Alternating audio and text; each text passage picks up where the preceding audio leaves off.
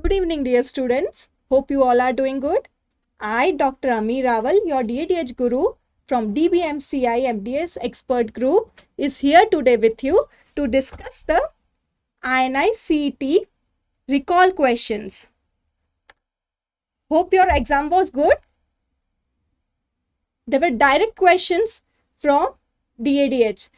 No turnouts, no twist and turn, only straight questions. So it was easy from DADH point of view, right? And you're fortunate to be a part of DBMCI group, as DBMCI MDS Experts is the first academy in India to have fully solved questions for you specially. So let's start with the discussion of INI CET questions. So first question from DADH was, which of this is not formed from dental sac? So this question is from tooth development, the most basic chapter of dental anatomy and histology. And it was obvious that question will be there from this chapter. So options for this question are, is it pulp, alveolar bone, cementum or PDL?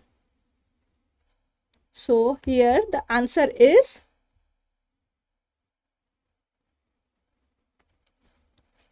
pulp. Why pulp? All the structures are basically, all the tissues are ectomesenchymally derived tissues. None of them is ectodermally derived tissue. Ectodermally derived tissue is only one, that is enamel. These are all ectomesenchymally derived structure.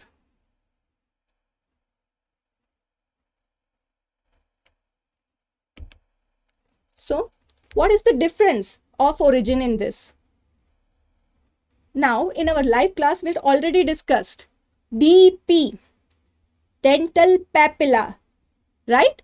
D and P, dental papilla forms dentine and pulp. Remember from D and P. So, here coming to dental papilla.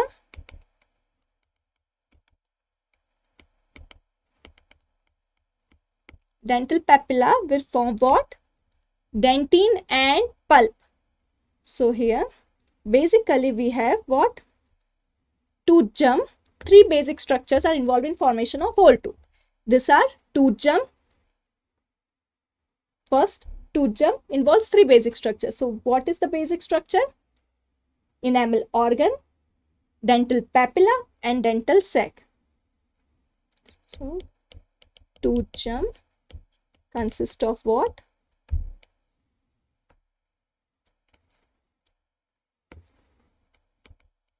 Enamel organ, dental papilla,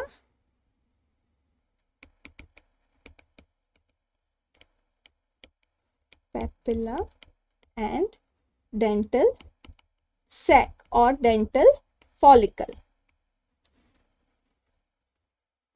So enamel organ will have cells that will differentiate into amyloblast cells and form enamel. From the name itself, enamel organ, you can remember enamel. Now coming to dental papilla. Here we had D and P. So for D, it will be dentine and P, pulp. And dental sac. Coming to dental sac will form what? All the remaining three structures, cementum, bone and PDL. Cementum, bone and PDL, periodontal ligament. So tooth gum is basically formed of three structures, enamel organ, dental papilla and dental sac. Enamel organ forms enamel, dental papilla, remembering from D and P. D forms dentine, P forms pulp. And dental sac forms cementum, bone and PDL. So coming to this question again, here you can see the options. Which of this is not formed from dental sac? So dental sac we have already discussed. Three structures are formed. Which are they? Cementum, alveolar bone and PDL. So remaining one is pulp, which is formed from dental papilla, Now in this chart you can see dental papilla will differentiate into odontoblast cells, and it will have undifferentiated mesenchymal cells and fibroblast cells. So the differentiated odontoblast cells will finally form dentine, and undifferentiated mesenchymal cells and fibroblast will form pulp in case of dental papilla. And coming to our remaining options that are mainly formed from dental follicle or dental sac, we have cementoblast, fibroblast and osteoblast. So dental sac cells will differentiate into which cells? Cementoblast for formation of cementum, fibroblast for formation of fibers of periodontal ligament, and osteoblast for formation of alveolar bone. So cementoblast will form cementum, fibroblast fibers of PDL and osteoblast alveolar bone. Dental papilla is mainly condensation of ectomesenchymal cells present just adjacent to the enamel organ. And dental sac is also condensation, but it covers both enamel organ as well as dental papilla. So here our answer is justified now. Which of this is not formed from dental sac? So as pulp is formed from dental papilla, and the remaining ones are formed from dental sac. Now coming to next question, which is again from chapter tooth development. It is the most basic topic and we knew questions will be there. And we have already discussed these questions. Initiation of root formation and giving a definitive shape to the roots is a function of, options are Hertwig's epithelial root sheet, cell rest of Melissus, stem cells of apical papilla and cell rest of serrae. So when it comes to root, we have already discussed as root comes, the first point should be Hertwig's epithelial root sheet, HERS, right? HERS. Hertwig's epithelial root sheet. So, what is HERS? How is it formed? Is it a part of crown or as a part of root? So, formation of Hertwig's epithelial root sheet begins with cervical portion of enamel organ. It begins with what? Cervical portion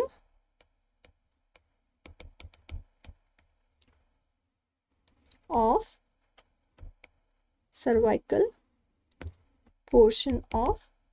enamel organ.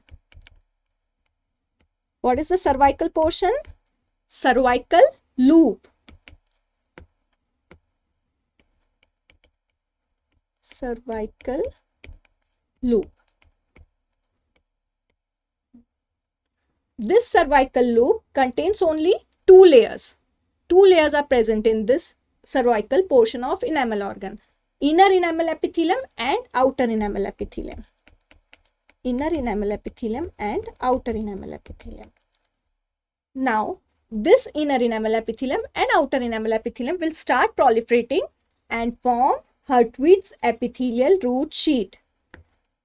Proliferation of inner enamel epithelium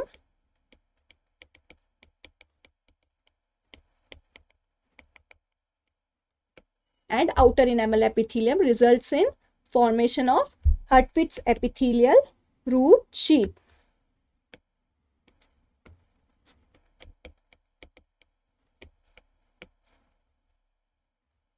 And this Hertwig's epithelial root sheet is mainly associated with what? determination of shape, length, number, size of roots. So our right option is Hertwig's epithelial root sheath. Now coming to second option, cell rest of Melasses. What is rest of Melasses? They are cell rests of HERS. As the proliferation of inner enamel epithelium and outer enamel epithelial cells takes place, it results in formation of HERS. Under the influence of inner enamel epithelium of HERS, dental papilla cells will differentiate into odontoblast and form dentine, radicular dentine. So once radicular dentine is formed, there will be breaks in HERS. And during this break, some cell remnants may be present. So these remnants of HERS are known as cell rests of Melasses. Remnants of HERS. So these are the cell rests of HERS. So they can't be involved in root formation. Now coming to stem cells of apical papilla. Stem cells of apical papilla, SCAP, SCAP cells. These are what? Mainly mesenchymal stem cells, which are an alternative to embryonic stem cells. MSC, that is mesenchymal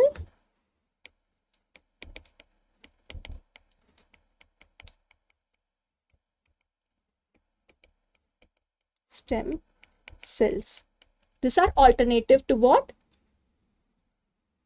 These are alternative to embryonic stem cells. They are mainly involved in craniofacial regeneration. Involved in craniofacial regeneration.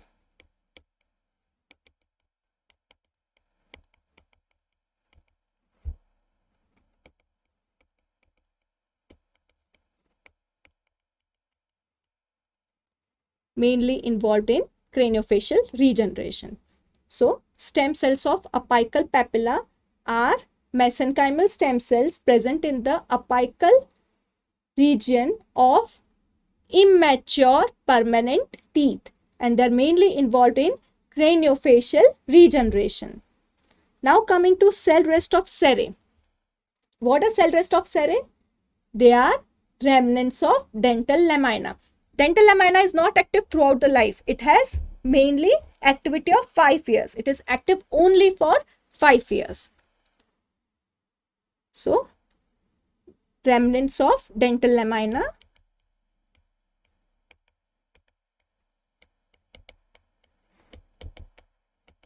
Dental lamina are what? Cell rests of Serrae. So the question is, initiation of root formation and giving a definitive shape to the root is a function of what? Hertwig's epithelial root sheath. Rests are the remnants, and one is what? Stem cell that is involved in craniofacial regeneration. SCAP, stem cells of apical papilla. These are what? Mainly mesenchymal stem cells present in the apical region of immature permanent teeth. Cell rest of Melasses are remnants of HERS, and Serrae remnants of dental lamina. As the activity of dental lamina is only for 5 years, it begins to degenerate after 5 years, and during this degeneration, some cells may be left behind, and these are cell rests of Serrae. Here you can see the root portion, these cells.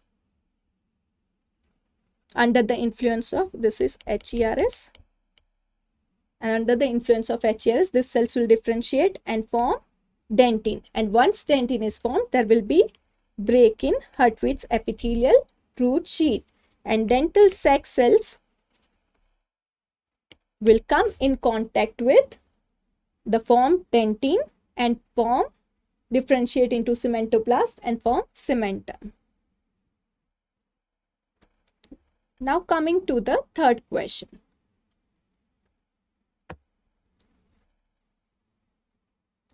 Which of this forms a connection between basal epithelial cells and basal lamina? The options are actin, desmosomes, hemidesmosomes, and myosin. So actin, what is actin? It is a contractile protein present in sarcomere. So this can't be an option. Then myosin. What is myosin? Myosin is also a contractile protein present in sarcomere. So this both are not in the race only. Now coming to desmosomes and hemidesmosomes. This is something relevant here. So what is desmosome and what is hemidesmosome? Desmosomes are mainly present on the lateral aspect of the cells. If these are the cells, they are mainly present here. So they play an important role in holding the cells together. They connect epithelial cells to one another. So desmosomes are mainly involved in connection of adjacent epithelial cells. So it is also not correct now. Question is connection between basal epithelial cells and basal lamina. Epithelial cells, if these are the basal epithelial cells and here is the basal lamina. So we need the connection here, not between the cells. If these are the cells and this is the basal lamina, then we need the connection between what? Basal lamina. This connection is needed. So is this desmosomal junction plays an important role in connection? No, because desmosomes are mainly involved in cell to cell junction. They help in connection of adjacent epithelial cells, not between the basal lamina and the basal cell layer. So remaining option will be only hemidesmosomes. So the correct answer here is only hemidesmosome. So which of this forms a connection between basal epithelial cells and basal lamina? If this is basal layer and this is basal lamina, this connection is through hemidesmosomes. Hemidesmosomes are specialized structure involved in relation of basal cell layer to basal lamina. So basically, it provides adhesion between epithelium and connective tissue. Desmosomes helps in connection between adjacent epithelial cells. Actin and myosin are basically contractile proteins. So here the answer was hemidesmosomes. In this diagram also you can see this is our basal layer and through the hemidesmosome it is connected to the basal lamina.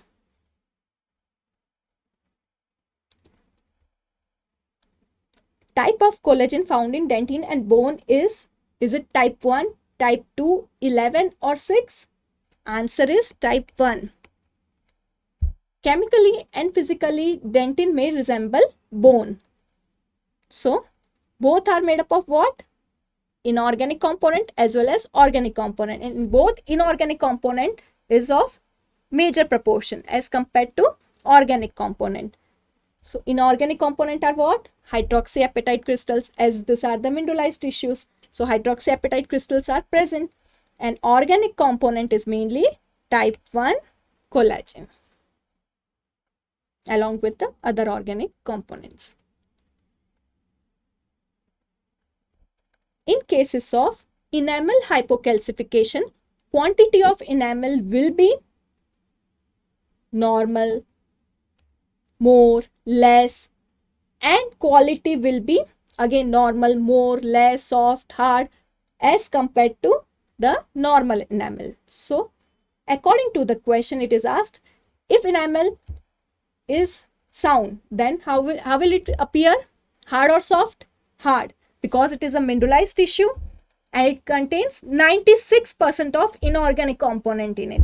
So because of this composition, it is mainly the hardest tissue among the other dental tissues. So if there is a defect in its mineralization, the word enamel hypocalcification. Please try to understand the word enamel hypocalcification. Hypo means less, calcification less mineralized enamel. So because of the mineral content, enamel is the hardest substance. If the mineralization is less, then it will be softer than the normal enamel or harder. Obviously softer, because mineral content will be less. Hypocalcification is present. So hypocalcification is mainly defect in mineralization, not in matrix formation. So as there is no defect in matrix formation, quantity of enamel will be normal. But defect is mainly mineralization. So it will be soft in place of being hard. So in case of enamel hypocalcification, defect is mainly in defect in mineralization.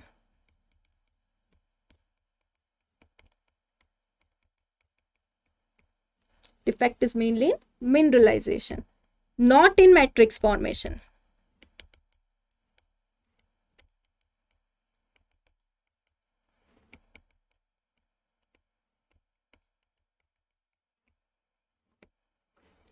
So the answer is, it will, in quantity it will appear normal, and in quality it will appear soft than normal enamel because of defective mineralization. In case of enamel hypoplasia, defect will be mainly in matrix formation, mainly during matrix formation. So quantity will be affected. Sometimes enamel may be deficient in case of enamel hypoplasia, but in case of enamel hypocalcification, quantity will be normal, but quality will be softer because of reduced mineral content, because of defective mineralization. Now coming to our last question, that is, in developing dental papilla, zone of Weil is. So histologically, pulp will have 4 zones. First is odontoblastic zone.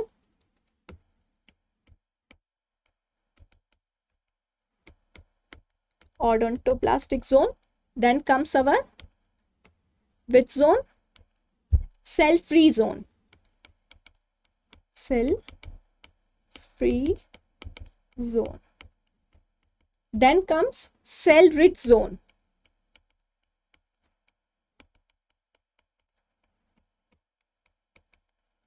And last is our parietal layer, or plexus of Breshkow may be present here.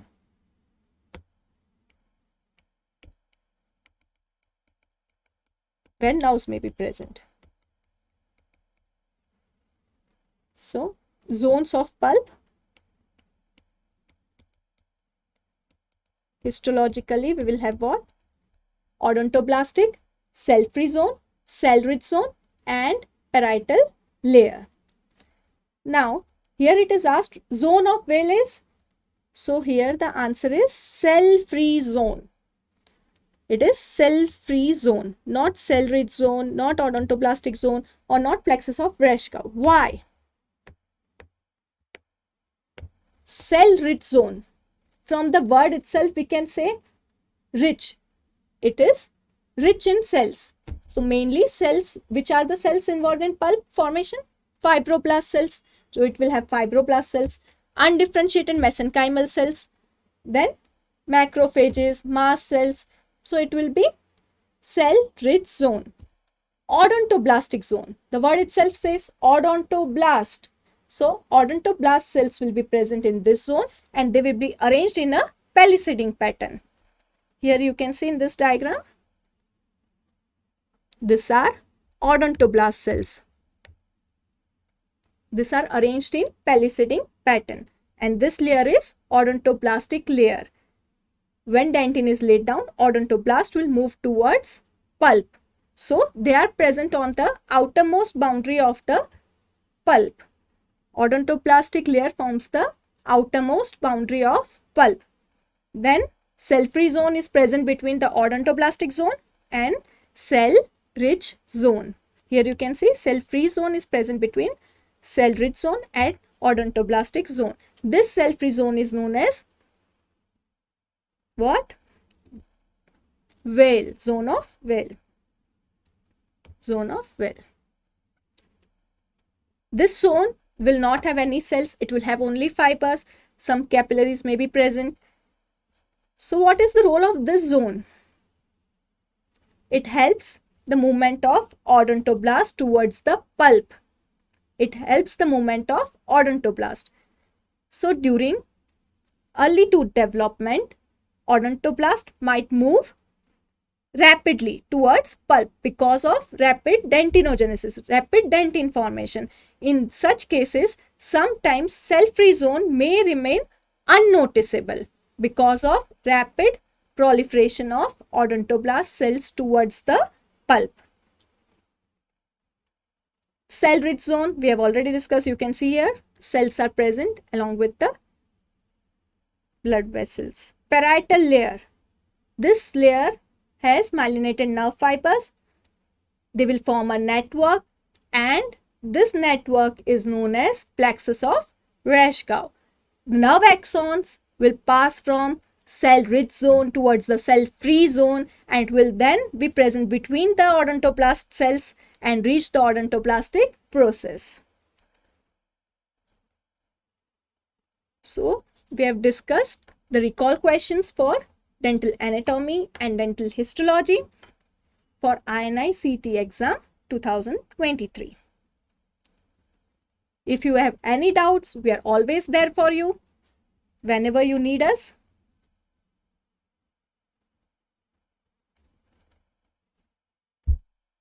Good night.